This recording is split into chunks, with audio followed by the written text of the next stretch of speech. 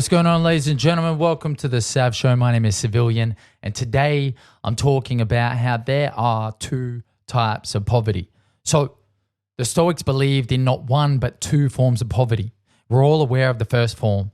It's a one we're most commonly exposed to or have been made aware of. Maybe you're experiencing it yourself right now. It's a poverty of going without. Maybe you don't have enough money to pay rent or buy food for your family. Maybe you can't pay your rego or afford to go to the doctor.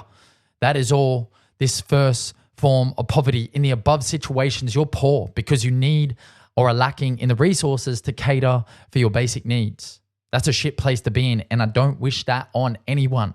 But you can still be happy in this place. It will be tough. Then there's a second form of poverty. Seneca gives us a little definition of what that looks like. It is not the man who has too little, but the man who craves more that is poor. Seneca had some bars, just in case you didn't realize. What he's saying is that having enough and still wanting more is a form of poverty and the second form of poverty. We've all been there too. Life is good. You start building momentum in your career, side hustle, hobbies, fitness, investments, relationships, etc. And then you start wanting more. More money, more contacts, more fame, more muscles, more attention, more stuff. You become fixated on what you don't have, not what you do have. And then you start to cut corners to keep up with your own expectations. No one is forcing this on you. You're doing it to yourself. It's happened to me more times than I can count. The expectation creates a false sense of reality that we feel like we need to uphold. The pressure of trying to uphold this false narrative that we've created is where we tend to cut corners or put pressure on ourselves to try to obtain or seek things we never actually cared about. Money, prestige, fame, and attention, etc. Although this first form of poverty, not having enough, going without, although this first form of poverty is hard to predict and therefore avoid, this second form of poverty can be tampered. This second form of poverty is in our control. But how? How can we address it and ultimately overcome it? Let me give you 3 ideas on how to help avoid this second form of poverty. Number 1, gratitude. Gratitude is genuinely such a hack. I believe that. It provides someone the opportunity to transport to a more joyous and optimistic headspace despite what is going on at any time. That's how powerful it is. There is always something to be grateful for. There is always something to point gratitude toward. Gratitude can help you escape this second form of poverty because it allows its user to enjoy everything that inhabits one's life. For example, if you are feeling overwhelmed because you don't have enough money to cover the rent in your 3-bedroom house for this month, consider being grateful for having a home and job to begin with. And that even under duress, you could reconfigure things to suit your family and your conditions if you needed to. You could downsize, you could sell a car, you could rent out a room, you could pick up a second job, you could drive Uber, right? But gratitude allows you to kind of see things a little bit more holistically and objectively and go, actually, it's not too bad. I'm only really feeling shitty about the expectation that I created myself, right? Gratitude is a superpower. Gratitude is a superpower that transmutes every shitty situation and turns it into something to be happy about. With this mindset, you can constantly feel enriched with what you actually have and thus avoid the pitfalls of this poverty mindset. Number 2, meditation. Slowing down your mind is one way to really become present and feel positivity toward your actual circumstances.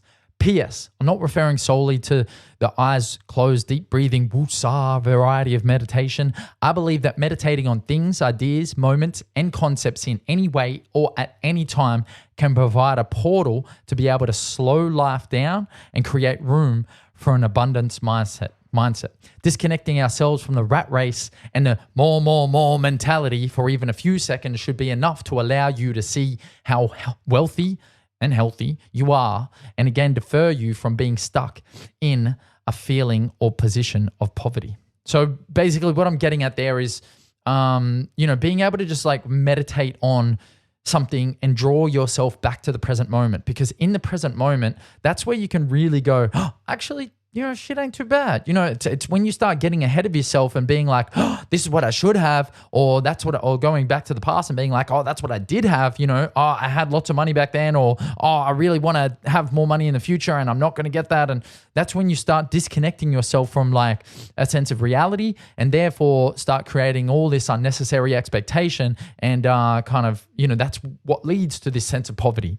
But if you can meditate on the present moment and take yourself inwards and downwards and place yourself firmly where you are, then you can get rid of that negativity, that feeling of poverty, And number 3, study. Knowledge is power, plain and simple. The more we know, the wider our perspective. And the wider our perspective, the more powerful our base of understanding, whether through podcasts, books, news, Twitter/X, or random conversations in our day-to-day operations. I believe it is super important for our own reality, but especially our worldview, to become involved in the study of humanity and history.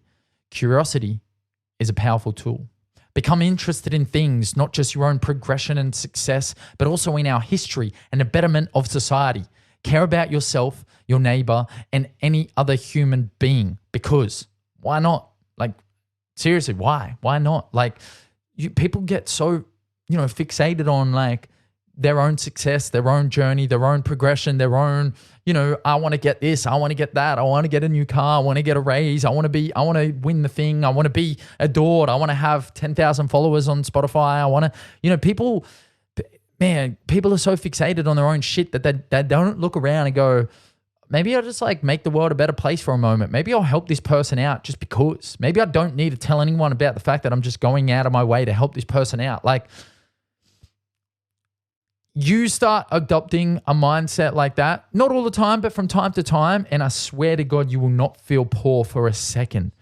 Because once you realize the interconnected nature of things, and you realize that, everything kind of matters, and it's actually not such a bad thing to be selfless from time to time, then you start to not worry on the day-to-day and all the like trivial things that might have upset you in the past. Oh no, I don't have enough money to go on that big holiday. Oh well, like, and I'll help out someone that I can, where I can, when I can, and that'll make their life better, and therefore I'll feel happy because giving is receiving.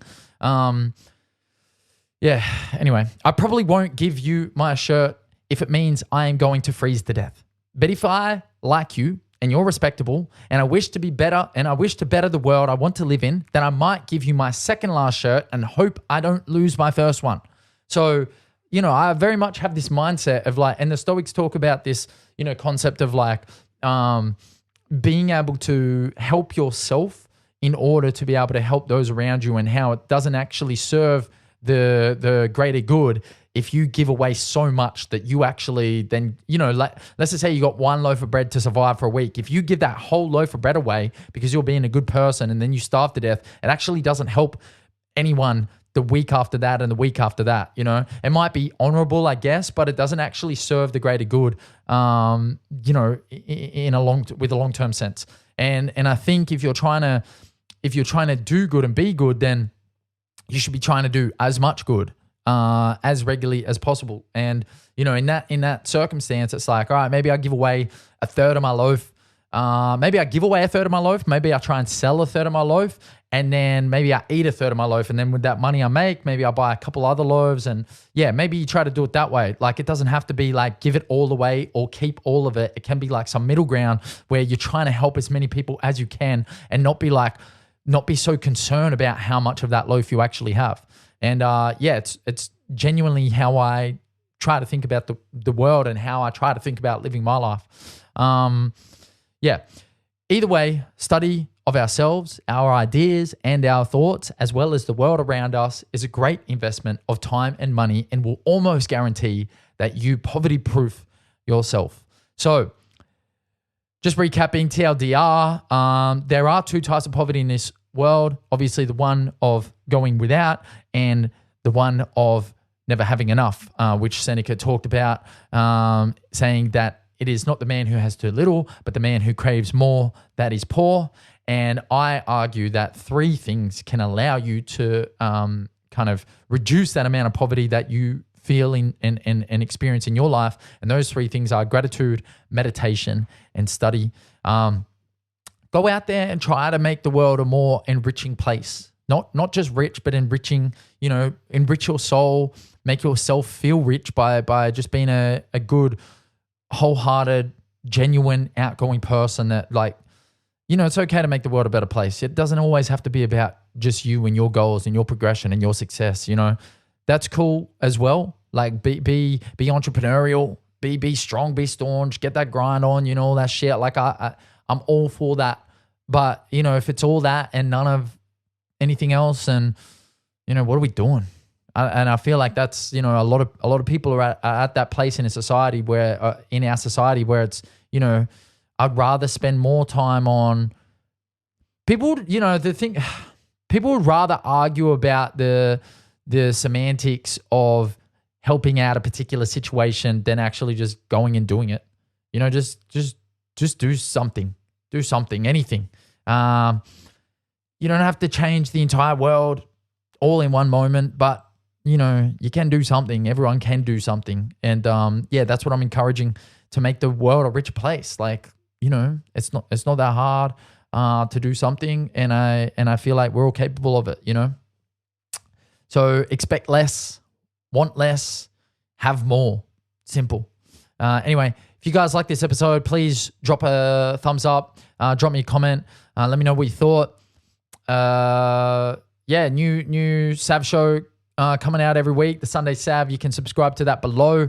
Any questions, comments, or concerns, let me know what you think. Anyway, I'll see you next week. Signing out, the Sav show. My name is Savilian. Speak to you soon. Let's go.